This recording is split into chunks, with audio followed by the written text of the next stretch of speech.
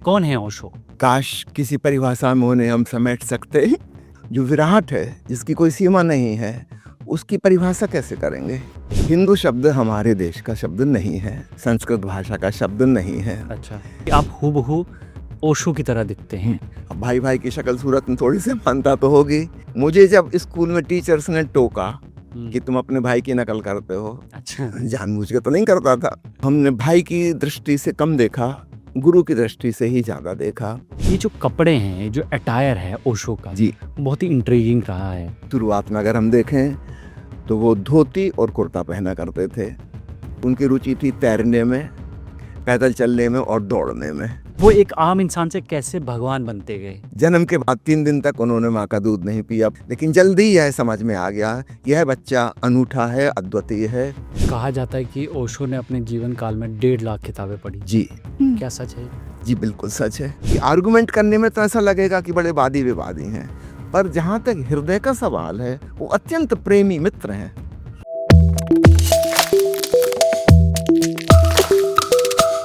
Hello and welcome, स्वागत है आपका एक्सप्रेस कैफे के एक बेहद खास एपिसोड का। इस एपिसोड में हम लोग बात करेंगे एक बेहद खास इंसान के बारे में, जिसे दुनिया ने भगवान कहा, जिसे दुनिया ने खतरनाक गुरु भी कहा, जिसने आध्यात्म को, धर्म को और ध्यान को एक नई परिभाषा दी, प्रेम को नई आज़ादी दी। उसने समाज के तमाम नीतियों के बारे में, कानूनों के बारे में उनको चुनौती दी। और जब बात आई कि आखिर ओशो हैं कौन, तो क्या ओशो एक प्रबुद्ध संत हैं? क्या ओशो एक क्रांतिकारी विचारक हैं? या फिर एक ऐसा इंसान जिसे दुनिया अभी तक नहीं समझ पाई है? इन तमाम सवालों के जवाब ढूंढने के लिए इस पॉडकास्ट में मेरी मदद करेंगे उनके अपने भाई स्वामी Shailendra Saraswati ji. Thank you sir, हमें समय देने के लिए, आपका हमसे भी बहुत बातचीत बहुत करने के लिए। धन्यवाद, आप यहाँ पर आए, स्वागत है आपका। सर, सबसे पहला सवाल तो सबके मन में यही है अभी तक कि आखिर तमाम चीज़ों को ध्यान में रखते हुए ओशो थे कौन? कौन है ओशो? काश किसी परिभाषा में उन्हें हम समेट सकते, शब्दों के घेरे में बांध सकते, ऐसा संभव नहीं है। एक स्वतंत्र चेतना, स्वतंत्र का अर्थ ही होता है कि किसी दायरे में बंधन नहीं है। स्वतंत्र चेतना का मतलब भविष्य के लिए जो खुला हुआ है। आज तक हम पिछले अतीत जान सकते हैं, लेकिन कल क्या होंगे हमको नहीं पता। स्वतंत्र व्यक्ति का यही मतलब होता है। एक मुर्दा मशीन, एक रोबोट यंत्र होती है, हमको पता है यह किस प्रकार कार्य करता है और आगे कैसे काम करेगा। तो जो व्यक्ति स्वतंत्र चेतना के साथ जीता है, फ्रीडम ऑफ कॉन्शियसनेस, वह व्यक्ति किसी परिभाषा में नहीं बंधता।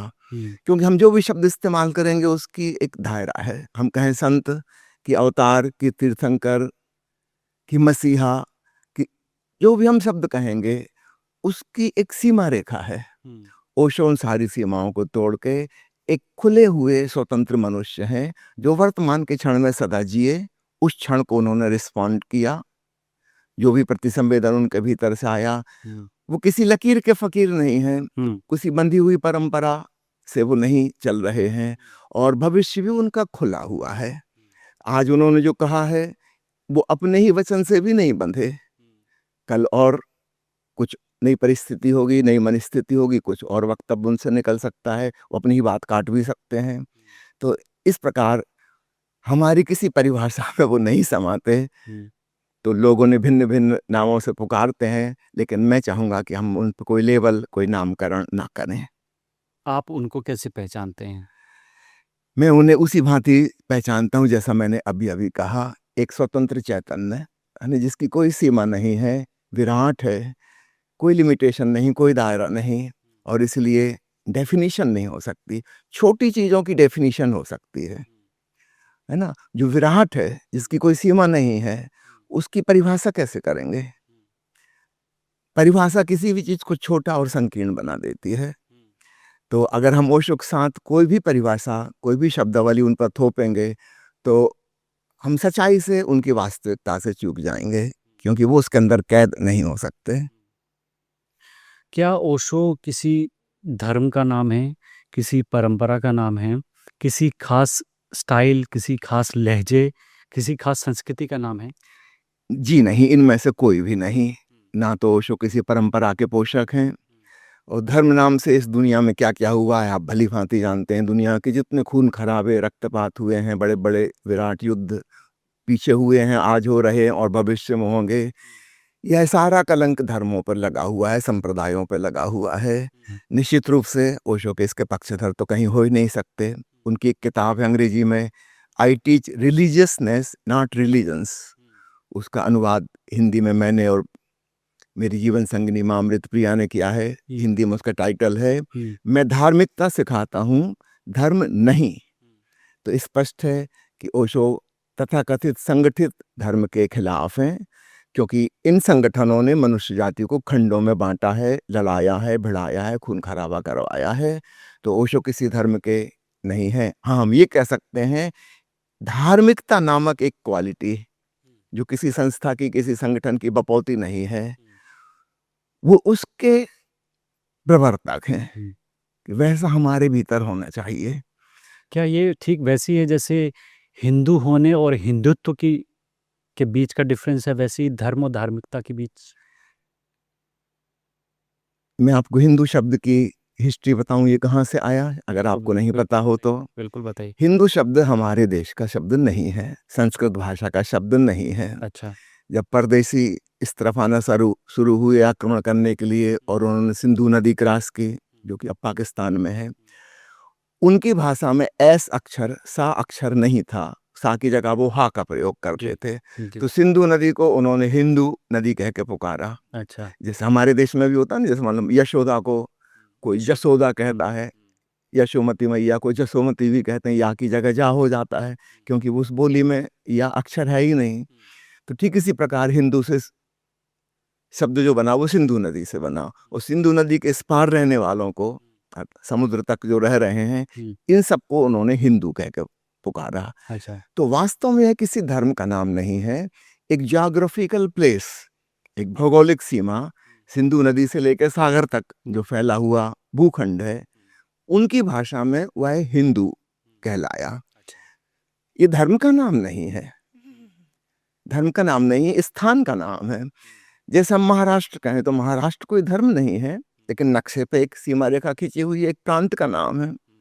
हम गुजरात कहें तो गुजराती कोई धर्म नहीं है, गुजरात एक स्थान का नाम है।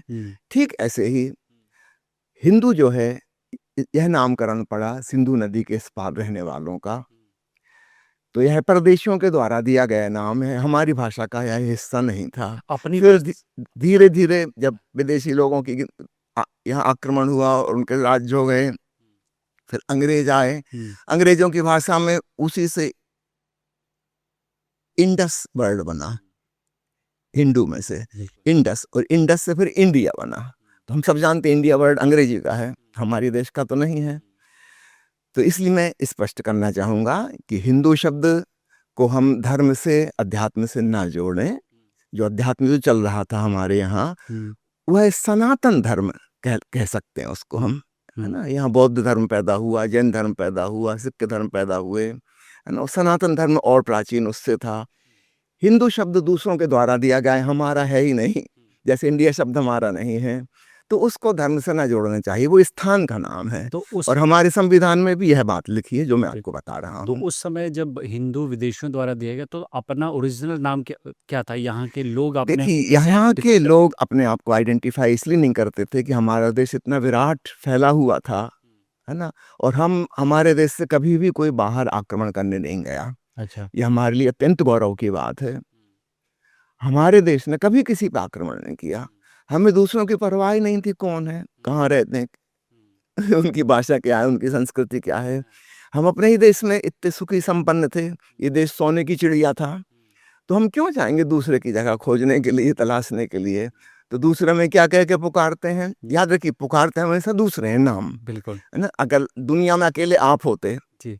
मान लो आज थर्ड वर्ल्ड वॉर हो जाए और सिर्फ आप बचे हो, कोई ना बचे, तो आपका नाम आप कितने दिन याद रखेंगे? थोड़े दिन हम भूल जाएंगे, क्योंकि और कोई है ही नहीं, कोई आपको उस नाम से पुकारता ही नहीं है। आप अपने घर के नाम से नेम प्लेट भी हटा देंगे, कोई मतलब ना रहा। ये तो डिफरेंशिएट करने के लिए था कि दूसरों से आप एक अलग व्यक्ति हैं। लेकिन जहाँ दूसरे हैं ही नहीं, वहाँ आपका कोई नाम नहीं रह जाएगा। तो धर्म सिर्फ धर्म था, बिना नाम का धर्म था, है ना? और ऐसा ही होना चाहिए। जैसे प्रेम सिर्फ प्रेम होता है, गणित सिर्फ गणित होता है ना? उसमें कोई लेबल नहीं लगता कि चीनी गणित, कि जापानी गणित, कि अमेरिकन गणित। ये गणित सिर्फ गणित है। प्रेम दुनिया में किसी को भी हो वैसा ही होता है ना? तो जिसको हम धर्म कहते हैं वह परमात्मा से प्रेम का नाम, बहुत बड़ा प्रेम। तो वह अलग-अलग कैसे हो सकता है? उसके नामकरण की ज़रूरत कहाँ है ना? ठीक बात। नाम तो उसका होता ही नहीं, कि लेबल लगाने की ज़रूरत नहीं। तो भारत में जो भी धर्म था, है ना? भगवान कृष्ण गीता में स्वधर्म की बात करते हैं। अर्जुन से कहते हैं कि हे अर्जुन, अपने स्वधर्म में जी, परधर्मो भयावह, दूसरे के धर्म का पालन करना भयावह है, बड़ा डरावना है। अपने धर्म में मर जाना भी श्रेयस्कर है। यहाँ पे स्वधर्म का क्या अर्थ है? नेचुरली हिंदू शब्द तो तब था ही नहीं। भगवान बुद्ध और महावीर तो 2500 साल पहले हुए, ये धर्म भी तब नहीं थे, सिख धर्म भी तब नहीं था, ईसा मसीह तो 2000 साल पहले हुए, हजरत मोहम्मद तो 1400 साल पहले हुए, ये धर्म भी तब नहीं थे। तो भगवान कृष्ण क्या कह रहे हैं? स्वधर्म का पालन कर, विशेषण रहित। स्वधर्म मतलब तेरे भीतर तेरा जो स्वभाव है, योर इंट्रिंसिक नेचर, उसको फॉलो कर। तुम्हारी अंतः प्रज्ञा, तुम्हारा विवेक क्या कहता है, उसका पालन करो। इसका तो कोई नाम नहीं हो सकता। और नेचुरली वो हम में थोड़ा बहुत अलग अलग होगा, हर व्यक्ति में, है ना? मेरा स्वधर्म आपसे थोड़ा सा अलग होगा, एक तीसरे व्यक्ति का और थोड़ा सा भिन्न होगा। अर्जुन क्षत्रिय है, जिंदगी भर युद्ध की उसने तैयारी की है, वही उसका कुल मिला के जिंदगी भर का काम रहा है। नेचुरली उसका स्वधर्म महावीर के स्वधर्म से भिन्न होगा, बिल्कुल। है ना? अगर महावीर होते उसकी जगह और कृष्ण उनको उपदेश दे रहे होते और वो कहते कि युद्ध नहीं लड़ना है, अहिंसा परमो धर्मा, भगवान कृष्ण उनकी पीठ थपथपाते हो, कहते कि आप यहाँ से खिसक जाओ, ये जगह आपके लिए नहीं है, रणभूमि। क्योंकि उनसे भी वही कहते कि स्वधर्म का पालन करो। युद्ध करना, मारकाट करना, ये तुम्हारा स्वभाव नहीं है, लेकिन अर्जुन का स्वभाव है। तो अर्जुन को कह रहे हैं तू अपने स्वधर्म में जी, ये रणभूमि से भागने की बात नहीं कर। स्वभावतः उन्होंने किसी धर्म के साथ विशेषण नहीं जोड़ा, क्योंकि उस समय तक कोई विशेषण था ही नहीं। धर्म बस धर्म है। ठीक है, धर्म से वापस लौटते हैं आपकी अपनी ज़िंदगी पे। हम लोग आपसे बात करेंगे क्योंकि आप भी कहीं न कहीं ओशो से जुड़े हुए हैं। आप उनके सगे भाई हैं, 24 साल छोटे हैं। आपका कैसे शुरुआत हुई ओशो के साथ? वो थोड़ी-सी जर्नी मुझे बताइए। आप खुद एमबीबीएस डॉक्टर हैं, यानी वैज्ञानिकता, साइंटिफिक टेम्पर आपके अंदर है। तो आप अभी मैं देख रहा हूँ कि आप हूबहू ओशो की तरह दिखते हैं। चाहे बायोलॉजिकली आप एक ही माँ से पैदा हों, उसकी वजह से भी उसका आप पहनावे में भी, बात करने के तरीके में भी, तौर तरीके में भी बिल्कुल ओशो जैसे दिखते हैं। ये कैसे आया? ओवर द ईयर्स कैसे आया आपके अंदर? देखिए, मैंने अपने आप को ऐसा पाया, ऐसा नहीं कि मैंने कुछ जानबूझ के किया है। जो मुझे सहज, स्वाभाविक, अपने स्वधर्म के अनुकूल, अपनी रुचि, रुझान, अपने प्रज्ञा, अपनी विवेक, अपनी इंट्यूशन से अच्छा लगता है, मैं वैसा जी रहा हूँ। अब समानता है, अब भाई-भाई की शक्ल सूरत में थोड़ी समानता तो होगी, यहाँ तक कि आवाज़ में भी थोड़ी समानता होगी, यहाँ तक कि मान लीजिए बोली है। हम जिस इलाके में बड़े हुए, वह बुंदेलखंड कहलाता है, वहाँ की भाषा बुंदेलखंडी है, शुद्ध हिंदी वहाँ नहीं बोलते। तो आप पाएँगे ओशो शुद्ध हिंदी बोलने में जो गलती करते हैं, वही गलती मैं भी करूँगा। उसमें बुंदेलखंडी टोन आएगी, क्योंकि बचपन से हमारी मातृभाषा वह रही है। समझिए ओशो अंग्रेजी बोलना बहुत बाद में शुरू किए। हम बहुत छोटे गाँव के रहने वाले हैं। मैंने भी बहुत बाद में ओशो को सुन-सुन के मैंने सीखी। तो जैसा प्रोनाउंसिएशन वो करते थे, मैं भी वैसे ही करूँगा। चाहे वो सही हो कि गलत मुझे नहीं पता, क्योंकि मैं सीखा ही वहीं से हूँ। बहुत सी चीज़ें हम अपने बड़ों को देख के, सुनते, सीखते हैं। अब ओशो की हैंडराइटिंग जो है, वो मेरे बड़े चाचा जी की हैंडराइटिंग के समान है, बिल्कुल एग्ज़ैक्टली। और आश्चर्य की बात, मेरी हैंडराइटिंग भी बिल्कुल वैसे ही, अच्छा। है ना? मुझे जब स्कूल में टीचर्स ने टोका हुँ। कि तुम अपने भाई की नकल करते हो, अच्छा। जानबूझ के तो नहीं करता था, है ना? हैंडराइटिंग में तो कोई नकल नहीं कर सकता, हाँ, बिल्कुल। है ना? राइटिंग तो यूनिक यूनिक ब्रांड होती होता है। है। फिर मैंने थोड़ी बहुत चेंज करने की कोशिश की कि एग्ज़ैक्टली वैसी ना दिखे। उसे थोड़ा-सा तिरछा लिखते थे, मैंने सीधा लिखना शुरू किया, लेकिन फिर भी लिखाई दिखेगी कि है वैसी ही, मिलती-जुलती है। ओशो जैसा सिग्नेचर करते थे, उनको सिग्नेचर रंगीन बनाने का शौक था। मुझे पता नहीं ये शौक मुझे कब आया। मैं भी वैसे ही कलाकृति वाले सिग्नेचर करता हूँ, चाहे बनाने में उसको 1 घंटा 2 घंटे खराब हो जाए, लेकिन मुझे बड़ा मजा आता है उसमें कलर भरने में। अब कोई कहे नकल कर रहे हो, ठीक है भाई, नकल कर रहे हैं। ओशो को जबलपुर के कॉलेज से निष्कासित कर दिया गया था उनकी तर्क क्षमता की वजह से, है ना। अब संयोग की बात है ना। मुझे जबलपुर के कॉलेज में एडमिशन ही नहीं दिया गया, वही मुद्दा फिर आ गया। मेरे तर्कों से वो प्रिंसिपल नाराज हो गए, अच्छा, एडमिशन ही नहीं दिया उन्होंने। सेम कॉलेज में थे आप? नहीं, अलग अलग अलग-अलग। कॉलेज के थे ना, अलग कॉलेज। लेकिन अब ये घटना, अब कोई कहे कि हमने नकल की है, तो नकल तो नहीं की है, लेकिन ऐसा हुआ, अच्छा, है ना। ओशो सागर विश्वविद्यालय से टॉप किए, संयोग की बात मैं भी सागर विश्वविद्यालय से टॉप किया। अरे वाह! अब इसमें तो कोई नकल नहीं कर सकता। दूसरी चीज, ओशो ने कभी अपना कोर्स का मटेरियल पढ़ने की मेहनत नहीं की। पढ़ते खूब थे वो, हजारों किताबें पढ़ते थे, मगर दुनिया भर की पढ़ते थे। कोर्स की किताब शायद एक दफे कभी देखी हो खोल के। मेरे साथ ऐसा संयोग बना, मैं ऐसा करना नहीं चाहता था, लेकिन ऐसे ऐसे चीजें बनी कि बीएससी फर्स्ट ईयर में जब मैंने टॉप किया यूनिवर्सिटी में, उस साल में पढ़ नहीं पाया था कोर्स। तो कैसे टॉप कर लिया आपने? अब मैं भी चकित हूँ, मुझे लगता है शायद गलती से नंबर दे दिए, किसी और के नंबर मुझे मिल गए। मैंने तो अपने प्रिंसिपल से रिक्वेस्ट भी की थी कि सर फिर से पेपर जांच कराइए। अरे ये तो वो हंसने लगे, यार क्या तो कई लोग फेल होते हैं, वो आके हाँ, कहते हैं एग्जैक्टली। कि हमको ज्यादा नंबर चाहिए, यू आर यूनिवर्सिटी टॉपर। मैंने कहा लेकिन मुझे शक हो रहा है, कुछ भूल चूक हुई है, हो सकता है किसी एक और के नंबर मुझे मिल गए हो, तो कुछ नाइंसाफी हो जाएगी उसके साथ, मुझे नहीं पता वो कौन है। उन्होंने इनकार कर दिया कि ऐसा कभी होता है क्या। अच्छा, तो ऐसे ऐसे संयोग हैं जिनको हम समानता कह सकते हैं, है ना। ओशो को जो बीमारियां थी वो मुझे भी हुई। जैसे?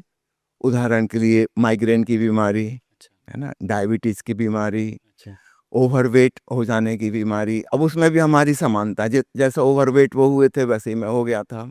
और फिर उन्होंने 27 किलो वजन घटाया था डाइटिंग करके, अच्छा, और मैं 25 किलो घटा चुका हूँ। अभी मेरा 2 किलो अभी भी ज़्यादा है जितना होना चाहिए उससे। तो 27 मेरा भी पूरा हो जाएगा, मैं मेरी ऊंचाई के अनुसार जो नॉर्मल होना चाहिए मैं उस पर आ जाऊंगा। अच्छा, अब इसको कोई है कि नकल, हुँ, तो इसको नकल तो नहीं कह सकते, ये स्वाभाविक रूप से ऐसा हुआ, हाँ, है ना। अच्छा, कोई जानबूझ के तो नहीं किया है। हुँ, अच्छा, तो अब दूसरा आपने जो पूछा था कि कैसे उनसे जोड़ बना, हाँ, इसको मैं कहूँगा मुझे खूब अच्छे से स्मरण तो नहीं, क्योंकि बहुत छोटी उम्र से मैंने उनको ही देखा और मेरे जीवन के आदर्श मुझे वही नज़र आए। तो हमने भाई की दृष्टि से कम देखा, गुरु की दृष्टि से ही ज़्यादा देखा, है ना। जब मैं प्राइमरी स्कूल में भर्ती होने वाला था, तो हुँ, उसके पहले जो मई-जून का महीना वेकेशन का रहता है, उस समय जबलपुर में ओशो का पहला ध्यान शिविर आयोजित हुआ था, पहला। ये शायद 1962 की बात है। जबलपुर में एक एग्रीकल्चर यूनिवर्सिटी है। एक यूनिवर्सिटी तो नॉर्मल वो वाली है, दूसरी एग्रीकल्चर यूनिवर्सिटी है। वहाँ ओशो के कोई मित्र थे, उन्होंने वहाँ पर कैंप का आयोजन किया था, क्योंकि वो शहर से काफ़ी दूर था, भीड़-भड़क्का नहीं, शोरगुल नहीं, और खूब हरियाली थी एग्रीकल्चर यूनिवर्सिटी की। तो वो मुझे पहली याद है जब मैं वहाँ गया, मेरे एक और भाई मुझे लेके गए। तो वहाँ पर ओशो सुबह-शाम प्रवचन देते थे और ध्यान कराते थे। तो उतनी छोटी उम्र में मैं 7 साल का रहा होऊँगा, तो प्रवचन तो नहीं समझ में आता था, लेकिन उस कभी हँसी-मज़ाक की कोई बात, मुल्ला नसरुद्दीन का चुटकुला कहते थे, वो समझ में आता था, उसमें खूब मज़ा लेता था। लेकिन वो जो ध्यान कराते थे, वो पकड़ में आ गया। अच्छा, विचार तो नहीं पकड़ में आया, आप मुझसे पूछो उन्होंने क्या प्रवचन दिए थे तो मैं कुछ नहीं बता पाऊँगा। लेकिन जो उन्होंने ध्यान कराते थे सुबह और शाम को, वो एकदम पकड़ में आ गया। वो 4 चरण में ध्यान होता था। पहले वो कहते थे भाव करो कि शरीर शिथिल हो रहा है, योर बॉडी इज़ रिलैक्सिंग। फिर कहते थे अब देखो साँस धीमी होती जा रही देखते-देखते। अपनी तरफ से नहीं करना कुछ हुँ, हुँ, बदलाहट, सिर्फ़ देखो, और देखने से ही धीमी हो जाएगी साँस। फिर 1-2 मिनट बाद वो कहते कि अब मन शांत हो रहा है, मन शांत हो रहा है। और जब वो ऐसा कहते, हुँ, एक तो छोटी उम्र 7 साल की, तो मन वैसे ही चंचल होता है। हुँ, वो शांत हो जाता हुँ, उनके बात सुन के। और उनकी आवाज़ में एक हिप्नोटिक असर है, सम्मोहक असर। कहते सांस धीमी हो गई, शरीर शिथिल हो गया, मन शांत हो गया, और फिर कहते अब हृदय में स्वीकार का भाव कि जो भी है, मान लो सुबह का समय है और 9 बज गए, ध्यान जब करा रहे हैं, 8 बजे से शुरू किया था, 9 कह रहे हैं कि तेज धूप हो गई है, गर्मी लग रही है, माथे पे पसीने की बूंद आ रही है, और इसको एक्सेप्ट कर लो कि ऐसा है। गर्मी का मौसम है तो गर्मी लगेगी। सूरज ऊपर आ गया है, धूप लगेगी। मक्खी आके चेहरे पे बैठ गई है, रेजिस्टेंस नहीं करो, हटाने की कोशिश नहीं करो, स्वीकार लो, क्योंकि स्वीकारते से ही हम शांत हो जाते हैं। जब हम संघर्ष करते हैं, रिजेक्ट करते हैं किसी चीज को, तो हम अशांत होते हैं। मान सड़क पे हॉर्न बजा कार का, तो सड़क है तो गाड़ियां चलेंगी, हॉर्न भी बजेंगे, स्वीकार करो इसको। जीवन ऐसा है, तुम्हारे ध्यान करने से जिंदगी बंद थोड़ी हो जाएगी। अब एग्रीकल्चर कॉलेज था, कहीं कौवे की आवाज आ रही है, कहीं कोयल की आवाज आ रही है, उस पर चुपचाप सबको स्वीकार भाव से सुनो। तो सुनने में ऐसी शांति आ जाती जिसका कोई हिसाब नहीं, मन के विचार ही बंद हो जाते। और तब ओशो कहते कि एक और धीमी सी आवाज सुनाई दे रही है, जरा गौर से सुनो। मानो झिंगुर बोल रहे हो। शाम को तो एक्चुअल झिंगुर की आवाज सुनाई देती थी, पर सुबह नहीं सुनाई देती थी। तो ओशो कहते जैसी शाम को सुनाई दे रही थी, उससे मिलती जुलती, नॉट एग्जैक्टली सेम, उससे एक मिलती जुलती बहुत धीमी आवाज सुनाई दे रही है। यह ओंकार की ध्वनि है, यह अस्तित्व का संगीत है, यह अनाहत नाद, ब्रह्मनाद है। उसे सुनो। उसको सुनते सुनते फिर पता नहीं मैं कहाँ खो जाता, मुझे पता नहीं, ऐसा लगता था कि मैं शायद बेहोश हो गया। पर बेहोश नहीं होते थे, क्योंकि जैसे ही ओशो कहते कि अब धीमी गहरी सांस लो और वापस लौट आओ, तो तुरंत वापस लौट आते। इसका मतलब कहीं होश था, लेकिन बीच में एक समय ऐसा लगता कि जैसे मैं हूं ही नहीं। तो उस बचपन में ये सब समझ नहीं आता था, ये तो सब बड़े होकर समझ में आया कि खूब अच्छा गहरा ध्यान लग रहा था। तो इस प्रकार मेरा ओशो से जो नाता जुड़ा 7 साल की उम्र में, वो गुरु शिष्य का हो गया। एक बात तो क्लियर हो गई कि ये एक सामान्य आदमी जैसे आदमी नहीं है, जैसे दुनिया में सब हैं। ये हमें किसी और ही दुनिया में ले जाते हैं जिससे हम अपरिचित हैं, है ना। और ओशो के तर्क उस समय समझ नहीं आते थे, लेकिन जो समझ में आता था वो ये था कि इनका प्रेम, इनकी करुणा, है ना, वो समझ में आती थी कि ये कुछ विचित्र है, ऐसा और कहीं देखने को नहीं मिलता, है ना। ओशो घर आते थे, कभी 20-25 लोग तुरंत आ जाएंगे, कुछ चर्चा चलने लगेगी, उसमें सब प्रकार के लोग होंगे, कोई लड़ाई झगड़ा करने भी आया है, विवाद करने आया है, गुस्से में सवाल पूछ रहा है, गलत सिद्ध करने की कोशिश कर रहा है। और ओशो जिस शांति से और प्यार से उसको समझा रहे हैं, वो छूता था। हमको नहीं पता वो आदमी क्या कह रहा है, इतने बड़े बड़े शब्द हमको नहीं आते थे, या ओशो क्या कह रहे हैं, पर एक बच्चा देख रहा है कि एक आदमी क्रोध में कुछ कह रहा है, और ओशो कितने शांति से और प्रेम से उसको समझा रहे हैं।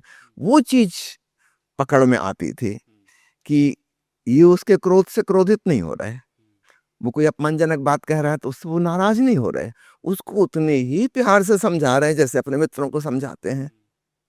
तो वो चीज हृदय को टच करती थी, और उससे समझ में आता था कि ओशो बड़े भैया कह के पुकारते थे उनको, कि हम कहते जरूर हैं बड़े भैया, पर ये हैं कोई और। अच्छा। तो इस प्रकार हमारा नाता, गुरु शिष्य का नाता शुरुआत से ही बना। ठीक है।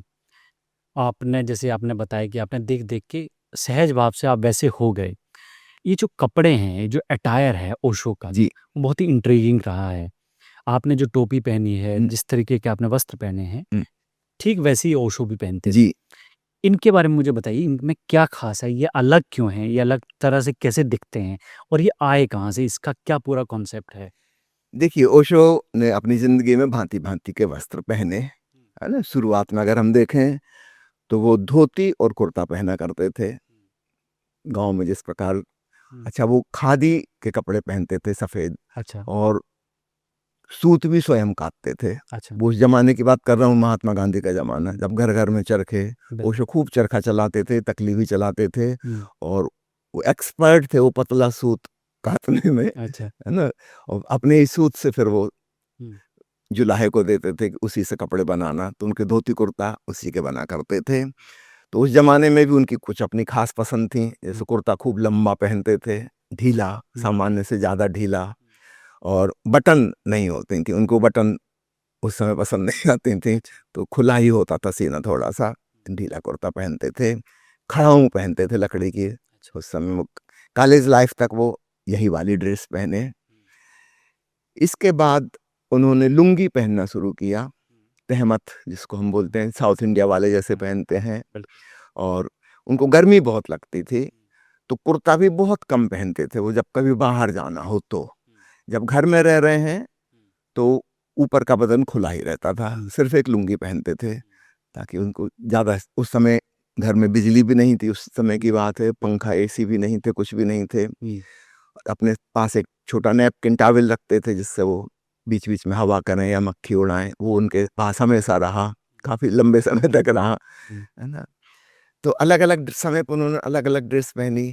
फिर जब जबलपुर में रहने लगे, कॉलेज जब जाते थे पढ़ाने के लिए, जब आचार्य के रूप में, तो जब घर में तो अकेली लुंगी पहन के रहते थे वो, लेकिन जब कॉलेज जाते थे तो धोती कुर्ता पहन के जाते थे, और आते से फिर वो हटा देते थे, या तो एक चादर ओढ़ लेंगे ठंड के दिनों में, है ना। गर्म कपड़े उन्होंने कभी नहीं पहने, है ना। शायद एक दो तस्वीरें ही कहीं मिलेंगी, कोई महिला जबरदस्ती बना के ले आई है स्वेटर की, आचार्य जी पहन ली, तो उसको दिखाने के लिए, फोटो उतरवाने के लिए उनने पहन लिया। बाकी उनको ऊनी कपड़े की जरूरत पड़ती नहीं थी, उनको बहुत गर्मी लगती थी। मुझे भी वैसी ही बहुत ज्यादा गर्मी लगती है। ओशो को ठंड का मौसम बहुत प्रिय था, अच्छा। है ना। और अक्सर वो ठंड में भी उगाड़े बदन ही रहते थे, हमेशा ठंडे पानी से नहाते थे। अब यही शौक मेरा भी है ना, वो समानता वाली बात पे आ रहा है। ओशो को दो तीन शौक थे बचपन में, अन्य बच्चों की तरह फुटबॉल, क्रिकेट, इन सब में उनको कोई रुचि नहीं थी। उनकी रुचि थी तैरने में, पैदल चलने में और दौड़ने में, अच्छा। और पतंग उड़ाने में। अच्छा। ताश के खेल या जादू, हम्म। मैजिक शो, वो उनका एक खास शौक था। अच्छा। खतरनाक ढंग से तैरना उनका एक शौक था, अच्छा। है ना। जो रेलवे का ब्रिज था नदी के ऊपर, वो उस पर से छलांग लगा के बढ़ाई नदी में कूद के, जबलपुर में। गाडरवारा में, अच्छा, घाटा वाला। है ना। मुझे भी ऐसे ही शौक था। मैं जबलपुर में भेड़ाघाट जो है धुआंधार, मैं ठीक उसी जगह कूद के नर्मदा नदी को क्रॉस करके उस पार जाता था, फिर दोबारा कूद के इस पार आता था। देखने वालों को लगता था कि अब ये गया, बच नहीं सकता, लेकिन ऐसा होता नहीं है। नदी, पानी हमें खुद ही ऊपर उछालता है, बिल्कुल, हाँ। है ना। तो ये भी एक समानता वाली बात आती है कि, है ना। तो ओशो के वस्त्रों की फिर हम बात करते हैं। जब वो बम्बई जाके रहने लगे, वहाँ पर एयर कंडीशन भवन था जहाँ रहते थे, वुडलैंड्स में, तो वहाँ पर फिर उन्होंने शर्ट पहनना शुरू किया, अच्छा। बाह वाली, जिसमें यहाँ से बंद भी कर सकें। कुर्ते में तो खुला रहता था, एयर कंडीशन में थोड़ा सा बटन, क्योंकि खूब ठंडे पर रखते थे, 18 डिग्री या 17 डिग्री, तो दूसरे लोग तो परेशान हो जाते थे। कोई 5 मिनट को मिलने का है वो परेशान हो जाएगा, लेकिन उनको वही अच्छा लगता था, खूब ज्यादा ठंडा। कई बार उनके पैर के नाखून नीले पड़ जाते थे अच्छा। इतना ठंडा रहता। ठंडक की वजह से, लेकिन उनको वही पसंद आता था। अच्छा। तो उस समय उन्होंने शर्ट पहनना शुरू किया, लुंगी और शर्ट। आप बहुत सारी तस्वीरें उनकी लुंगी और शर्ट में देखेंगे। फिर वो चादर ओढ़ना बंद कर दिया था उन्होंने, क्योंकि जहाँ प्रवचन देने जा रहे वो जगह भी एयर कंडीशन थी, तो गर्मी के माहौल में जो चादर पहनते थे फिर वो उन्होंने छोड़ दी वहाँ पे।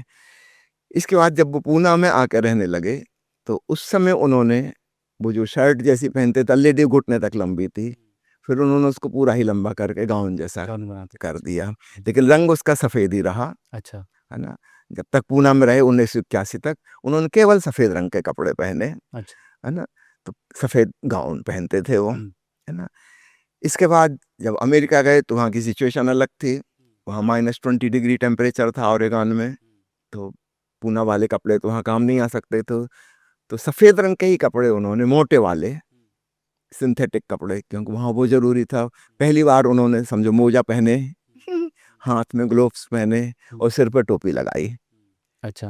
क्योंकि वहाँ उतनी ठंड थी, बहुत ज़्यादा थी, -20 डिग्री टेम्परेचर था, तो टोपी लगाना भी ज़रूरी था। तो उनके लिए स्पेशल सफ़ेद रंग की टोपी बनाई गई, सफ़ेद रंग के सिंथेटिक कपड़ों के गाउन, मोटे मोटे वाले, ताकि ठंड ना लगे, और मोजे भी उन्होंने वहाँ पर पहने पहली बार। हाँ, जूते उन्होंने कभी नहीं पहने ज़िंदगी में। अच्छा। पहले वो खड़ाऊँ पहनते थे, इसके बाद फिर चप्पल पहननी शुरू की।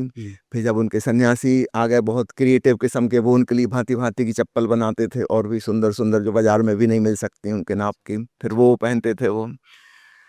फिर कपड़े भी सन्यासी मित्रों ने बनाने शुरू किए, तो बड़े क्रिएटिव लोग थे। तो ओशो के अलग अलग ढंग के कपड़े बनाना शुरू किए। करीब 1 साल तक तो उन्होंने सफेद रंग के ही कपड़े वहां पर भी पहने। अच्छा। इसके बाद फिर उन्होंने कलर्ड कपड़े पहनना शुरू किए, और डिजाइन और कलर वाले, तो वो उनको बहुत अच्छे लगे, वो उन्होंने जारी रखे। तो बाद में भी वहां से लौट के आने के बाद भी फिर भारत में भी उन्होंने उसी प्रकार के कपड़े पहने। थोड़ी थोड़ी डिजाइनें चेंज होती गई, क्योंकि जो उनके कपड़े बनाने वाली डिजाइनर महिलाएं थी, वो अपने पसंद से कुछ नई चीज सुझाएंगी, फिर ओशो को पसंद आएगी तो उसको कंटिन्यू रखेंगे, नहीं आएगी तो उसको ड्रॉप कर देंगी। तो इस प्रकार ओशो के कपड़े बदले। अब मैं आपको बताता हूँ कहानी। ओशो को गिफ्ट देने का बहुत शौक था। वो अपनी यूज की हुई सारी चीजें लगभग बांट देते थे। ठीक है। मुझे उन्होंने अपनी टोपी भेंट की। अच्छा। और मुझसे कहा, क्योंकि उनको मेरी आदत पता है, मैं किसी चीज को संभाल कर रख लूंगा, तो वो हमेशा निर्देश देते थे कि ये पहनने के लिए है, अच्छा, रखने के लिए। रखने के लिए नहीं है। अच्छा। तो उनकी आदत थी कहने की। तो उन्होंने घड़ी दी कि चप्पल दी या टावल दिया, तो कुछ भी दिया तो वो कहेंगे कि you have to use it, है ना, संभाल कर रख नहीं लेना है। तो टोपी जब उन्होंने दी, अब मुझे बड़ा अजीब लगे कि मैं वह टोपी कैसे पहनूं। अच्छा। ओशो की टोपी हाँ। इसी डिजाइन की थी, गोल्डन कलर की। फिर जब मैंने ध्यान शिविर लेना शुरू किया, तब मेरे भीतर से भाव आया कि जब मैं लोगों को ध्यान सिखा रहा हूं, उस समय ओशो की वह टोपी पहनूं। और मैंने वह टोपी पहनकर एक रहस्यमयी अनुभूति भीतर फील की, जैसे ओशो की ऊर्जा से मैं कनेक्ट हो जाता हूँ, जुड़ जाता हूँ। और फिर जो मैं बोल रहा हूँ प्रवचन, या लोगों के प्रश्न का जवाब दे रहा हूँ, अथवा पत्रकार वार्ता में सवालात हो रहे हैं, तो फिर मुझे ऐसा लगता था कि अब उत्तर मैं नहीं दे रहा हूँ, ऐसा लगता था ओशो ही दे रहे हैं, है ना। बियॉन्ड माई कैपेसिटी ऐसी ऐसी बातें मैं बोल जाता जो मेरी सोच के बाहर हैं, मेरी समझ के बाहर की बात है। वो बाद में ख्याल आता कि ये मैं कैसे बोल गया। तो धीरे धीरे क्लियर होने लगा कि जब मैं ओशो की टोपी लगाकर विशेषकर प्रश्नोत्तर या प्रवचन के दौरान, सत्संग कहीं हो रहा है, पब्लिक स्पीच हो रही है, मैं वहां में टोपी लगा के बोल रहा हूँ, तो कुछ एक्स्ट्रा ऑर्डिनरी फ्लो मेरे भीतर होने लगता है, जैसे कोई एक मिस्टीरियस एनर्जी कनेक्ट हो गई, है ना। और मैं जो बोल रहा हूँ, वो बोलने में एक वजन आ गया, एक दम आ गया उसमें, मेरे कहने में एक प्रामाणिकता आ गई। और कई बातें ऐसी भी मेरे मुंह से निकल रही हैं जो मेरी सोची हुई नहीं है। तब जब यह एहसास स्पष्ट हो गया, है ना, तब मैंने ओशो जैसे वस्त्र बनवाने शुरू किए। कि मैंने कहा जब टोपी का इतना प्रभाव है, क्योंकि इसके साथ हमारी फीलिंग जुड़ी हुई है ना। फिर ओशो के डिजाइन के जो कपड़े थे, वो डिजाइन के कपड़े मैंने पहनना शुरू किए, और उनको पहनकर मुझे लगता है कि जैसे मैं हूं ही नहीं, और जैसे मेरे को टेक ओवर कर लिया हो ओशो की ऊर्जा ने, और अब वही कुछ कह रहे हैं, वही जवाब दे रहे हैं। और जैसे आप मेरी बात सुन रहे हैं ना, एज ए थर्ड पर्सन, मैं भी अपनी ही बात सुन रहा हूं। मैं साक्षी या दृष्टा हो गया खुद का, बोल भी मैं रहा हूं और मैं सुन भी रहा हूं, जैसे मैं किसी को दूसरे को बोलते हुए सुनता। ऐसी कुछ घटना घटनी शुरू हुई। तब से मैंने तय किया कि जब भी ओशो से संबंधित मैं कोई प्रवचन दूंगा या प्रश्नोत्तर दूंगा, उस समय ये वाले वस्त्र धारण करूंगा। अन्य समय नहीं पहनता, अन्य समय सामान्य कपड़े पहनता हूं जैसे सब पहनते हैं, लेकिन प्रश्नोत्तर के दौरान, इंटरव्यू के दौरान, और यहाँ ओशो मंदिर में प्रवचन के दौरान ये वाले वस्त्र धारण करता हूँ। और इससे मुझे बहुत सहयोग मिलता है, और ऐसा लगता है कि मैं हूं ही नहीं, ओशो ही है। और ऐसा अकेले मुझे नहीं, बहुत से साधक मित्रों को भी महसूस होता है। आप उस परिवार से आते हैं जहाँ पर ओशो पैदा हुए।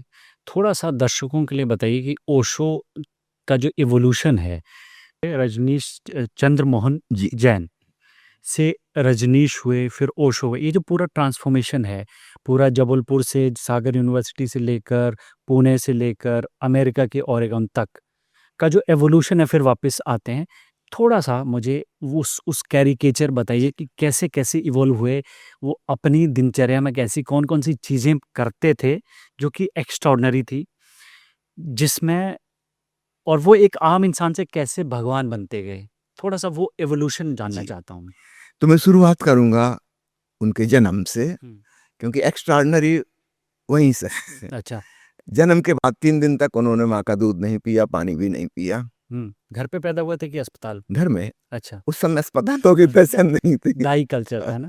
हाँ, जी, घर में पैदा हुए थे ननिहाल में, अच्छा। है ना? क्योंकि मेरी माँ की उम्र बहुत छोटी थी हुँ, और ससुराल में सबसे बड़ी वही थी, उनसे बड़ा कोई नहीं था। तो नानी के घर में पैदा हुए थे, कुचवाड़ा उस जगह का नाम है, रायसेन जिला मध्य प्रदेश में वह जगह है अभी। वो घर अभी भी ज्यों का त्यों संभाल के रखा गया है, अच्छा। जिस घर में पैदा हुए थे। तो एक्स्ट्राऑर्डिनरी वहीं से हुए, जब 3 दिन उन्होंने माँ का दूध नहीं पिया, तो थोड़ी चिंता हुई, नाना-नानी को, माँ को। फिर किसी एक पंडित को उन्होंने दिखाया, वो ज्योतिषी था और उसने कहा कि आप लोग चिंता नहीं करो, डॉक्टर के पास जाने की भी ज़रूरत नहीं है, बच्चा बिल्कुल स्वस्थ है, ठीक है ना? थोड़ा-सा धीरज रखो। अब ठीक है, धीरज रखा, 3 दिन के बाद वो नॉर्मल भोजन लेने लगे, जैसे बच्चे लेते हैं। बाद में करीब 35-36 साल बाद ये वाली बात, ओशो के एक शिष्य हुए हैं, रामलाल पुंगलिया उनका नाम था। अच्छा।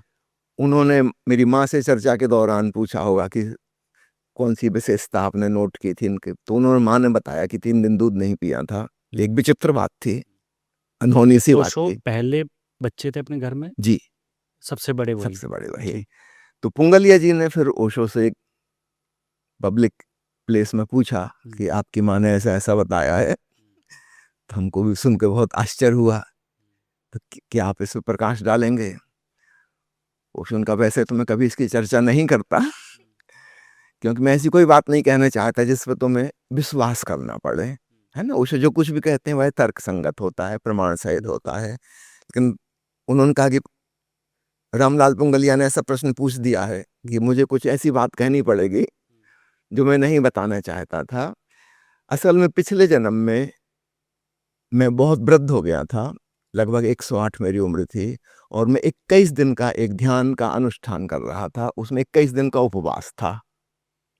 अगर वह पूरा हो जाता, तो मैं उसी जन्म में निर्वाण को उपलब्ध हो जाता, फिर मेरा दूसरा जन्म नहीं होता। हुँ, तो 18वें दिन मेरी हत्या कर दी गई। 21 दिन पूरे नहीं हो पाए थे, 3 दिन बाकी रह गए थे उपवास के। तो इस फिर से जन्म लेना पड़ा, क्योंकि कोई यात्रा अधूरी रह गई, तो वो पूरी करनी है। लेकिन वह संकल्प जो था कि 3 दिन उपवास, तो वो 3 दिन का उपवास इस जन्म में मैंने पूरा किया, ताकि वो वचन अधूरा ना रह जाए। और फिर ओशो ने फिर और भी बताया कि पिछले जन्म में वो 3 दिन में जो घटना घट सकती थी, इस जन्म में वो 21 साल में घटी, वह ज्ञान प्राप्ति की घटना। एक-एक दिन के लिए 7-7 साल की कीमत चुकानी पड़ी। फिर ओशो ने बताया कि हम सोचते हैं कि समय एक सा है, एक बच्चे के लिए, जवान के लिए, बूढ़े के लिए ऐसा नहीं है। वृद्धावस्था में समय की स्पीड बहुत ज़्यादा है, बचपन में समय की स्पीड बहुत कम है। इस बात को समझना हमें थोड़ा मुश्किल पड़ता है, लेकिन अगर हम आइंस्टीन के रिलेटिविटी प्रिंसिपल का ख़्याल करें, तो हमें समझ में आ जाएगा कि टाइम भी रिलेटिव है। बिल्कुल। इट इज़ नॉट एब्सोल्यूट, है ना? हम सोचते हैं घड़ी ने 1 घंटा बता दिया तो 1 घंटा हो गया, ऐसा नहीं है। हमारी मनस्थिति, हमारी परिस्थिति पे निर्भर है, वो घंटा हमारे लिए कैसा होगा। आप किसी प्रिय व्यक्ति का इंतज़ार कर रहे हैं और एक-एक मिनट भारी पड़ता है। युग-युग जैसा लग रहा है कि कितनी देर हो गई, है ना? हम आनंद में हैं, उत्सव की भावदशा में हैं, 1 घंटा कब बीत गया पता ही नहीं चलता। और हम किसी परेशानी में हैं। कल मैं एक चुटकुला पढ़ रहा था समय की रिलेटिविटी पे, कि पब्लिक टॉयलेट के बाहर जो लाइन लगी रहती है, बाहर वालों के लिए 1 मिनट क्या होता है, तो बहुत देर लगा रहा और हो। भीतर जो बैठा है उसके लिए 1 मिनट बाहर वाले बिल्कुल से अलग लगता होता है है। कि बहुत देर लगा रहा है। हाँ, समय एक सा नहीं होता। तो ओशो ने समझाया कि उस जन्म में 3 दिन में जो घटना घट सकती थी, इस जन्म में उसमें 21 साल लगे। सॉरी, मैं आपको इंटरप्ट कर रहा हूँ। वो जो घटना बताई पूर्व जन्म की, हम्म, क्या वो ट्रेस हो सकी कि वो कौन था इंसान नहीं, वो जिसकी नहीं। हत्या की गई? ओशो ने ये तो बताया किसने हत्या की थी, वह व्यक्ति उनको पता है ना। वह व्यक्ति दोबारा भी आएगा फिर हत्या करने, एक बार अहमदाबाद में, है ना। फिर उसने हत्या नहीं की, बल्कि ओशो को सुनकर इतना प्रभावित हुआ, फिर वो ओशो का शिष्य हो गया, सन्यासी हो गया। अच्छा, आया था वो रिवॉल्वर लेके मंच अच्छा। पे, और उस दिन संयोग से ऐसा हुआ था कि पूरा सभागार भर गया खचाखच, और लोगों को बैठने की जगह नहीं थी, और लोग फिर भी आते जा रहे थे। तो ओशो ने आयोजकों से कहा था कि मंच पे बैठा दो, मंच तो इतनी बड़ी है, 100 आदमी बन जाएंगे, मैं अकेला बैठा हूँ। उस आदमी को तो गजब मौका मिल गया, वो बिल्कुल ओशो के पीछे आके बैठ गया, वो अच्छा। पिस्तौल लेके ही आया था वो। उसने ये तो गजब का सौभाग्य मिल गया, नहीं तो अच्छा। दूर से कैसे गोली मारते। लेकिन जिंदगी में पहली बार उसने ओशो को सुना। इसके पहले उसने ओशो के बारे में अफवाहें सुनी थी, और बहुत नाराज था और हत्या करना चाहता था। उसको लगता था कि हमारे धर्म के खिलाफ है। जब उसने 1.5 घंटा सुना ओशो को, उसकी आंखों में तो आंसू आ गए, है ना। और जब सब लोग ओशो के पास संन्यास माला दीक्षा लेने आए, तो करीब 100 लोगों ने दीक्षा ली, उसमें वह भी आया। खूब रोया, वो खूब रोया, ओशो को समझ नहीं आ रहा क्यों रो रहा है। फिर बाद में वो मिलने आया, है ना। और ओशो ने कहा कि तुम दोबारा आ गए। उसने कहा क्या मतलब दोबारा? ओशो ने कहा तुम्हें याद नहीं, एक बार और तुम आ चुके हो। तो उस व्यक्ति को भी एकदम से झलक आई कि उसी ने ओशो का मर्डर किया था। फिर ओशो ने कहा लेकिन गिल्ट फीलिंग में जाने की जरूरत नहीं है, उस जन्म में यह आयोजन किया गया था, तुम अपराधी नहीं हो तुम, है ना। अस्तित्व ही चाहता था कि मैं 3 दिन पहले समाप्त हो जाऊं, ताकि एक जन्म और ले सकूं।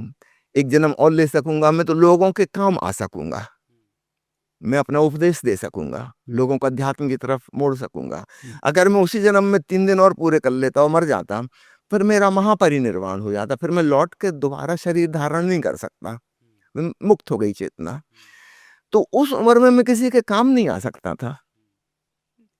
काम करने के लिए तो समय चाहिए, एक युवा शरीर चाहिए, है ना, परिस्थितियां वैसी चाहिए। 108 साल की उम्र में मैं क्या करता? और वो जो महापरिनिर्वाण की ब्रह्म ज्ञान की घटना घटती, वो इतनी विराट घटना थी, उसको शरीर झेल नहीं सकता था, तो 3 दिन बाद मौत होती।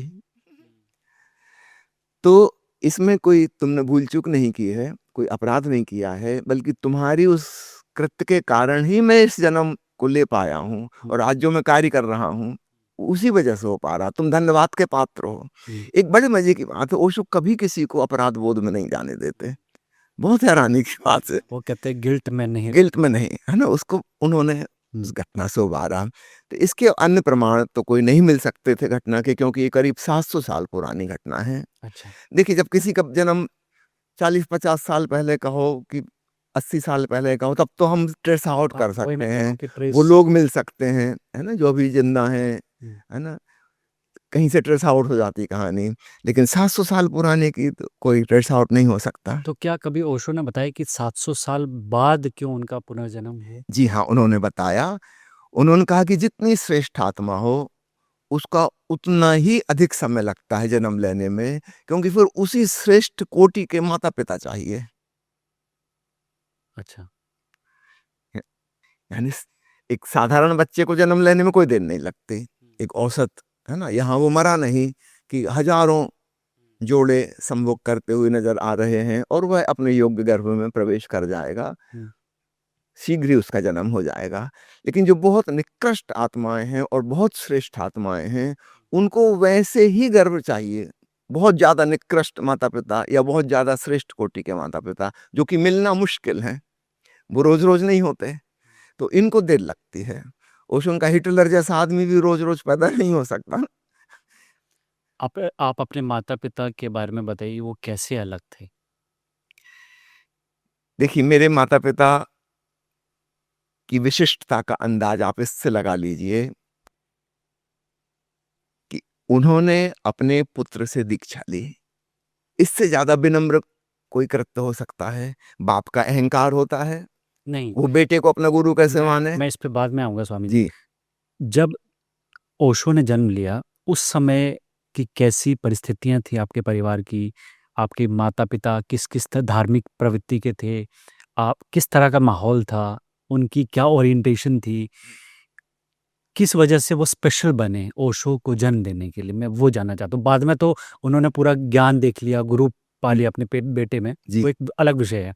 तब तो उन्होंने जान लिया बच्चे को। हम्म, उससे पहले ऐसी क्या परिस्थितियाँ थी जो उनको स्पेशल बनाता था? मैं वो जानना चाहता मेरे माता पिता, जिसको मैं कहूँ प्रेम का अवतार, करुणा के अवतार, इस रूप में हमने उनको देखा, हूँ। है ना। और क्योंकि ओशो का पालन पोषण करीब 7 साल तक नाना नानी ने किया, अच्छा। तो इनको एक और विशिष्ट परिस्थिति मिली, है ना। पहले अपने परिवार के बारे में आपको थोड़ी सी भूमिका हाँ, बता बिल्कुल दूं, बताइए। हाँ। है ना। मेरी माँ नाना नानी की इकलौती संतान थी, अच्छा, है कोई ना, भाई-बहन? और उनका कोई भाई बहन नहीं था। और फिर मेरी नानी के भी कोई रिश्तेदार उस तरफ नहीं थे और नाना के भी कोई नहीं थे, तो एक प्रकार से वो इकलौती संतान उनकी, और दूर दूर तक कोई रिश्तेदार उनका नहीं था। अच्छा, मेरी माँ की शादी जब हुई, वे 9 वर्ष की थी उस समय। उस अच्छा, समय तो बाल विवाह हुआ करते थे, बिल्कुल। है ना। पिताजी 13 वर्ष के थे उस समय शादी हो गई थी। तब पिताजी और उनके परिवार, उनके 2 भाई 2 बहनें, उनके पिता, ये लोग रहते थे टिमरनी नामक एक गांव में, अच्छा, जो हरदा जिले में है। अच्छा, वहां उनकी कपड़े की दुकान थी, अच्छा, है ना। फिर मेरी दादी की डेथ हो गई, अच्छा, है ना। जब मेरी माँ 13 साल की हुई थी तब दादी की डेथ हो गई। तो अच्छा, अब उस परिवार में कोई स्त्री नहीं थी बड़ी। अच्छा, मेरे ग्रैंडफादर, ग्रैंडमदर की डेथ हो गई। उनके 3 बेटा 2 बेटियां, मेरे पिताजी सबसे बड़े उसमें, है ना।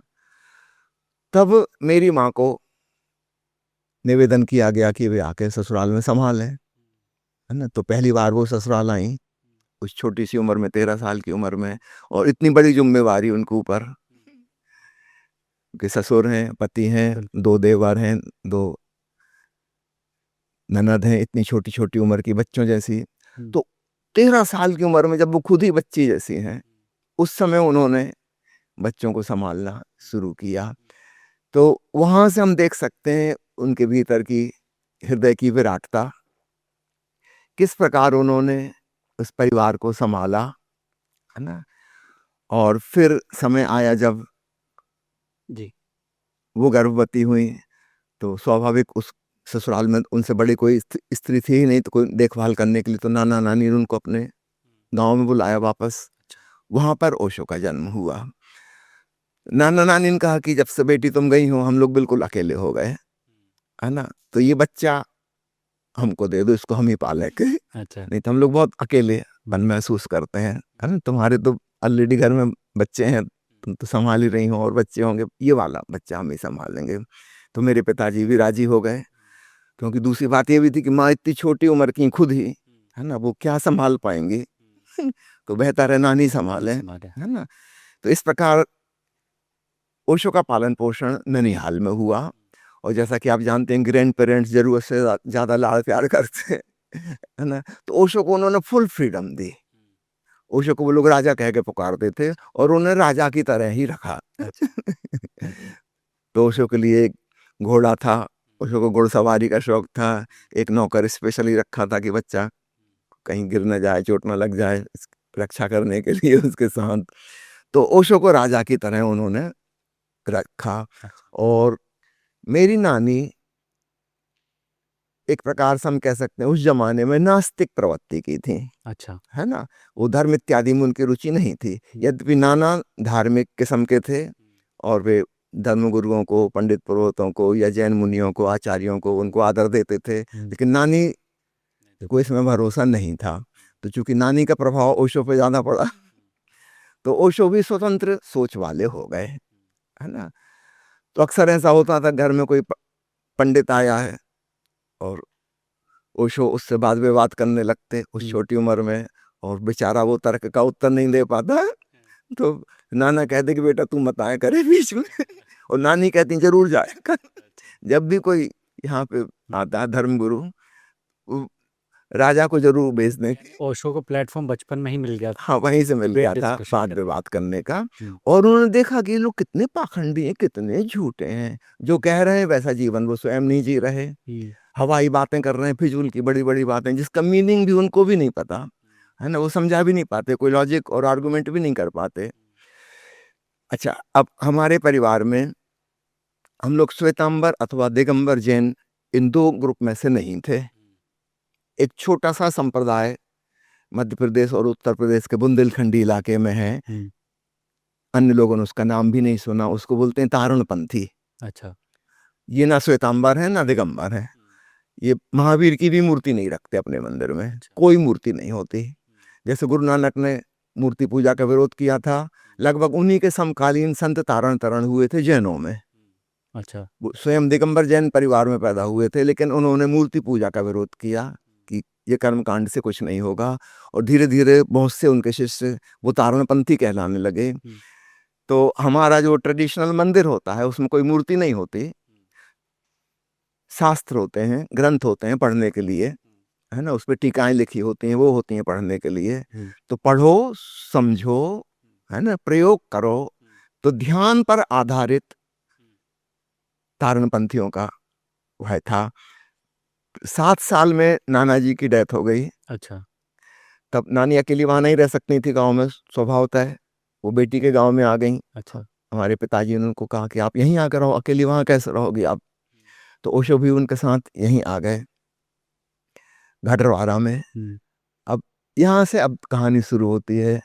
ओशो की स्वतंत्रता, उनका विवेक, उनकी तर्क क्षमता। अब ये पहली बार अब माता पिता के बीच में एक विद्रोही बालक आया। तो स्टार्टिंग में माता पिता ने कोशिश की कि जिस प्रकार अनुशासन में अन्य बच्चों को रखा जाता है वैसा रखने की, लेकिन जल्दी यह समझ में आ गया यह बच्चा अनूठा है, अद्वितीय है। इसको हम साधारण बच्चे की तरह ना तो कोई प्रलोभन दे के और ना ही कोई डरा धमका के अपनी बात मनवा सकते हैं। अगर आपको कोई बात मनवानी है तो आपको लॉजिकली प्रूफ करनी पड़ेगी। ये सम्मान नहीं तैयार है, जिद्दी नहीं है, अहंकारी नहीं है, लेकिन आपको सिद्ध करना पड़ेगा कि आप जो कह रहे हो वह सच है ना, अन्यथा ये मानने वाला नहीं है। और नानी की फुल सपोर्ट राजा को चाहे कुछ भी करे वो, उनकी फुल सपोर्ट। तो अब यहाँ पे जब ओशो को स्कूल जाने का समय आया, फिर एक कठिनाई पैदा हुई। ओशो ने कहा कि मेरा ऐसा नाम रखो जो आज तक किसी का ना रहा हो। तब तक नामकरण नहीं हुआ था? तब तक नामकरण नहीं था, प्यार से राजा कह के पुकारते थे, नामकरण नहीं था। अब स्कूल में कुछ नाम लिखाना था। ओशो ने कहा जैसा मैं पुराने कपड़ा नहीं पहनता किसी का दिया हुआ, मैं पुराना नाम क्यों रखूं? जो नाम किसी कोई रख चुका है, मैं वह उधार नाम स्वीकार नहीं मुझे। फ्रेश, अब फ्रेश नाम कहाँ से लाओ? मेरे चाचा जी थे, वो साहित्यकार थे, कवि थे, फिर उन्होंने कुछ सोच विचार के एक नया शब्द गढ़ा, रजनीश। और इसका भावार्थ उन्होंने किया रजनी यानी रात, और रजनीश यानी रातों का राजा यानी चंद्रमा, इनडायरेक्ट, परोक्ष। ऐसा कोई शब्द डिक्शनरी में नहीं है। अब शायद आ गया हो, पता नहीं। उसके बाद तो रजनीश नाम बहुत हो गया है ना, तो डिक्शनरी में ये शब्द नहीं था। ओशो को यह पसंद आया, और हमारे चाचा जी को शौक था लंबे लंबे नाम रखने का, रजनीश, चंद्रमोहन, जैन, हाँ, जोड़ा हुआ है ना। तो ओशो को भी लंबे नाम पसंद थे, है ना। जैसे मेरा नाम जब उन्होंने रखा तो शैलेंद्र शेखर खाटे। अच्छा, तीन शब्द उस समय, है ना। मेरे छोटे भाई का नाम रखा अमित मोहन जैन।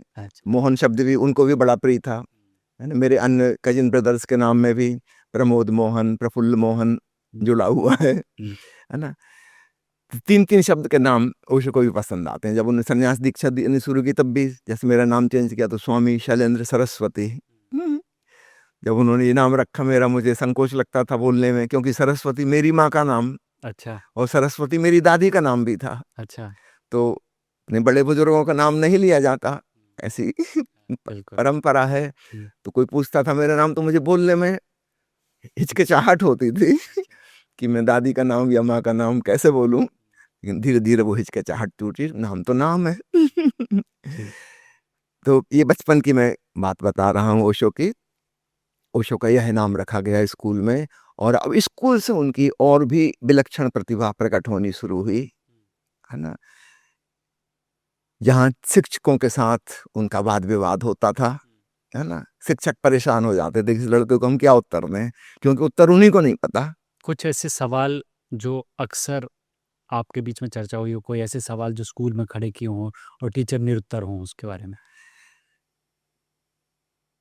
जैसे मान लीजिए ओशो स्कूल गए, पहले दिन की घटना बता दें, है ना, तो बिना टोपी के गए, जबकि उस समय नियम ये था कि स्कूल में जो भी आएगा बच्चा, टीचर, सबको गांधी टोपी, सफेद रंग की खादी की टोपी लगाना अनिवार्य है। अच्छा। वो है ना, वो अनुशासन का हिस्सा था उस जमाने में।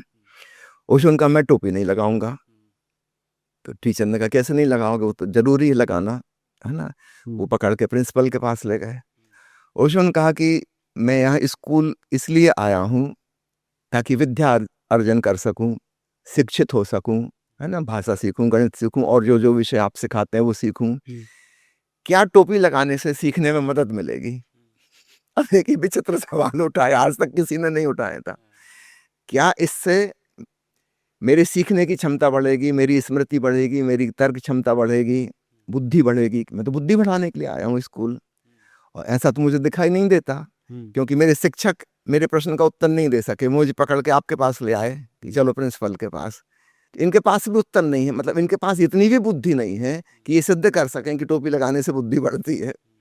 तो मुझे नहीं लगता कि ये सब सालों साल से टोपी लगा रहे हैं, इनकी बुद्धि बढ़ी है। मैं अपने दिमाग को खुला रखना चाहता हूँ। और फिर उन्होंने उदाहरण दिया कि हमारे देशों में जितने हंसी मजाक चुटकुले चलते हैं सिखों के, और वो कस के अपने सिर को बांधे रहते हैं, तो मुझे थोड़ा खतरा लगता है अच्छा। कहीं बुद्धि के सिर के विकास में बाधा ना पड़ जाए, सिर के ऊपर वजन। अब प्रिंसिपल बेचारा क्या उत्तर देता? उसने कहा कि अगर टोपी नहीं लगाओगे तुमको सजा मिलेगी, क्लास के अंदर नहीं जा सकते। उसने कहा कोई बात नहीं, सजा के लिए मैं तैयार हूँ। तो ओशो क्लास के बाहर खड़े रहते थे, खिड़की में से देखते थे अंदर क्या चल रहा है 2 महीने के शुरुआती 2 महीने। शुरुआत के 2 महीने बाद वो प्रिंसिपल खुद ही आया, उसने कहा कि जाओ भीतर बैठो, क्योंकि उसने देखा इसको कोई फर्क पड़ने वाला नहीं, ये मानेगा नहीं, है ना। अब जैसे ओशो को स्वीकार कर लिया गया बिना टोपी के, फिर ओशो ने अन्य बच्चों से कहा कि तुम लोग क्यों पालन करते हो नियम का? फिर स्कूल में विद्रोह हो गया। जब एक को आपने इजाजत दे दी, तब दूसरों को कैसे लाद सकते हो? और ओशो ने लोगों को कहा कि क्यों लगा रहे, तुमको शौक है लगाने का तो लगाओ, लेकिन ऊपर से आदेश है इसलिए लगाने की कोई जरूरत नहीं है। तो इस प्रकार से ओशो की जो विलक्षणता थी, जो क्रांतिकारी सोच थी, वो स्कूल में खूब अच्छे से प्रकट होने लगी। दूसरी उनकी एक और विलक्षणता वो ये थी कि पढ़ने का शौक। भले क्लास में वो नहीं पढ़ते थे वहां तो टीचर को तंग करते थे, लेकिन पढ़ने का उनको बहुत शौक था। वहाँ की जो सार्वजनिक लाइब्रेरी है उसमें उन्होंने कार्ड बनवाया। अब वहाँ लाइब्रेरी का नियम था कि एक कार्ड पर केवल 2 किताबें एक व्यक्ति को इश्यू कर सकते हैं। ओशो को कहाँ काम चलना वाला 2 किताबों में, इन्होंने 3 कार्ड बनवाए, एक छोटे भाई विजय के नाम से और एक चाचा जी शिखर चंद जी के नाम से। तो आज भी वो कार्ड वहां पे सुरक्षित हैं। अच्छा। है ना, 3 कार्ड हैं, नाम ऊपर अलग अलग है, दस्तखत सब में रजनीश ही है। अच्छा। जो 2-2 किताबें यानी 6 किताब रोज इशू करा के ले जाते हैं। तो पुस्तकालय वाला भी हैरान होता था, 6 किताब कैसे पढ़ोगे तुम? ओशो की पढ़ने की स्पीड जादुई थी। जैसे अपन विवेकानंद के बारे में सुनते हैं ना, कि बस जैसे पेज पलटे हैं, वो बस उनको सब पता हो गया किताब में क्या है। कहा जाता है कि ओशो ने अपने जीवन काल में 1.5 लाख किताबें पढ़ी। जी। क्या सच है? जी बिल्कुल सच है और क्योंकि जब तक मैट्रिक तक वो गाडरवाना में रहे, तो वो इतनी किताबें खरीदते, इतनी किताबें खरीदते, नानी से उनको पैसा मिल जाता था किताब खरीदने का छूट थी उनको जितनी भी किताबें खरीदनी हो। पिताजी ने एक स्पेशल कमरा बनवाया कि इतनी किताबें रखें कहाँ, उस कमरे में केवल अलमारी ही अलमारी है सारी दीवारों पे, ताकि वो अपनी किताबें रख सकें। फिर जब ओशो वहाँ से मैट्रिक पास होकर पढ़ने के लिए शहर गए, तो वो सारी किताबें वो डोनेट कर गए सार्वजनिक लाइब्रेरी में। उनमें से बहुत सी किताबें अभी भी सुरक्षित हैं, जिनमें ओशो के दस्तखत हैं, तारीख डली हुई, ओशो की आदत थी दस्तखत करके तारीख भी जरूर डालते थे जब उन्होंने पढ़ी। अब यहाँ से उनकी प्रतिभा नजर आनी शुरू होती है। प्राइमरी स्कूल में प्लेग्राउंड में शाम को बैठते थे वो, और साथ में कुछ मित्र उनके बच्चे बैठ जाएं, उनको बताते थे कि आज उन्होंने किताब में क्या क्या पढ़ा, अच्छा। उसमें कौन सी चीज उनको अच्छी लगी, रोचक, उसका सार बताएंगे। मतलब प्रवचन देना वहीं से शुरू हो गया था। समराइज करना, उसकी समीक्षा करना और आलोचना भी। अगर कोई बात उनको पसंद नहीं आई किसी लेखक की, तो वो भी बताएंगे कि ये बात उसने गलत लिखी है, और वो किताब में अंडरलाइन भी करते थे। जहां उनको कोई चीज अच्छी लगी वो भी, जो नहीं लगी उस पर भी निशान लगाते थे वो। अच्छा। कि ये स्टेटमेंट गलत है, ऐसा नहीं होना चाहिए। तो उतनी छोटी उम्र में उन किताबों की आलोचना करना जिनको बड़े बड़े उम्र वाले पढ़ते हैं, है ना। जब वो मिडिल स्कूल या हाई स्कूल में थे, उस समय उन्होंने फिलॉसफी की, अर्थशास्त्र की, राजनीति शास्त्र की, धर्मशास्त्रों की, क्या क्या कितनी किताबें पढ़नी, हैरानी होती। वो लिस्ट देख के अपने को हैरानी लगती है कि खेलने कूदने की उम्र है ये कहाँ कहाँ की किताबें उन्होंने पढ़ ली। और पढ़ ही नहीं ली, अपना कमेंट भी उस पे कर रहे हैं, उसकी समालोचना कर रहे हैं। जो अच्छी बात लगी वो अप्रिशिएट कर रहे हैं, जो बात अच्छी नहीं लगी उसको कह रहे हैं कि ये वाली बात ठीक नहीं, और उसका रिप्लेसमेंट क्या होना चाहिए वो भी बता रहे हैं कि ऐसा होता तो ज्यादा अच्छा होता। उस समय उसको नोट्स भी बनाते थे, डायरी लिखते थे, और यूजुअली उनके नोट्स में एक एक लाइन, दो दो लाइन की स्टेटमेंट होती थी, लंबी बात नहीं होती थी। प्राइमरी स्कूल में ही उनको मैगजीन निकालने का शौक था। तो उस समय की मैगजीन वो हस्तलिखित ही होती थी। उस समय साइक्लो स्टाइल एक मशीन आती थी, आजकल तो शायद आपने नाम भी नहीं सुना होगा। तो साइक्लो स्टाइल करके उसकी कापी बन जाती थी, हैंड रिटन। अच्छा। तो वो उस बचपन में ही मैगजीन, उसमें आर्टिकल्स, कहानी और धर्म के संबंध में भी उसमें कुछ ना कुछ होता था। बच्चों वाली चीजें तो होती थी, लेकिन अध्यात्म संबंधी भी उसमें कोई बात होती थी। उतनी छोटी उम्र में बड़ी हैरानी की बात होती है ना। वो अभी भी कुछ कापियां उसकी सुरक्षित हैं। एक पत्रिका का नाम था प्रयास, एक पत्रिका का नाम था मुकुल। उस छोटी उम्र में उन्होंने जो निकाली हैं, तो वहां से उनकी विलक्षण प्रतिभा प्रकट होनी शुरू हुई। फिर दूसरी चीज समझ में आई कि उनके भीतर अदम्य साहस है। डर जैसी कोई चीज उनके अंदर है ही नहीं। उदाहरण सहित बताइए, कैसा साहस? उदाहरण के लिए, रात को शमशान घाट में जाके बैठना, वहां ध्यान कर रहे हैं। शमशान घाट में कौन बच्चा जाने तैयार होता है? किस उम्र में? बहुत छोटी उम्र में। अच्छा। हाँ? उनके संगी साथी आके बताते तो घर वालों को कि वहां थे। अच्छा। है ना, वहां गए थे, रात को वहां चुपचाप बैठे रहते हैं। क्या, अब ध्यान शब्द तो हम लोग नहीं जानते थे, कोई नहीं जानता था क्या। वहां जाके चुपचाप बैठे रहते हैं। फिर नदी में जब बाढ़ आती थी उस समय विशेष रूप से उसका पार्ट ही लगभग 1 किलोमीटर चौड़ा हो जाता होगा। मतलब इस पार से उस पार जाना, you have to swim 1 kilometre. उस नदी को तैरना जिसमें अब मरेगी तब मरे वाली हालत में, है ना। और कई बार वैसी स्थिति हो गई, है ना। एक बार करीब करीब बेहोश हालत में ही दूसरे पार पहुंचे। कैसे पहुंचे, उस पार कैसे लगे भगवान जाने। बीच में कहीं डुबकी लग गई थी, लेकिन बच गए किसी प्रकार से। तो इस प्रकार की चीजों में उनकी रुचि थी, खतरनाक चीजों में, है ना, जिनमें समानता है, में डर लगता है। तो यह बात क्लियर हो गई कि इनको किसी चीज का डर नहीं है, निर्भय। जैसे अपनी आत्मा की अमरता को वो जानते ही हैं, तो डर किस बात का। और शरीर तो एक दिन मिटना ही है, उसका भी डर उनको नहीं है। तो इस प्रकार हम देखते हैं कि खूब बचपन से उनकी तर्क क्षमता, उनका साहस, उनकी हिम्मत, निर्भयता, आर्गुमेंटेटिवनेस, उनकी अध्ययन मनन चिंतन, उस पर फिर अपनी समीक्षा करना, इसके लिए बहुत हाई आईक्यू लेवल चाहिए। इसके साथ साथ एक और चीज दिखाई देती है कि आर्गुमेंट करने में तो ऐसा लगेगा कि बड़े वादी विवादी हैं, पर जहां तक हृदय का सवाल है वो अत्यंत प्रेमी मित्र हैं।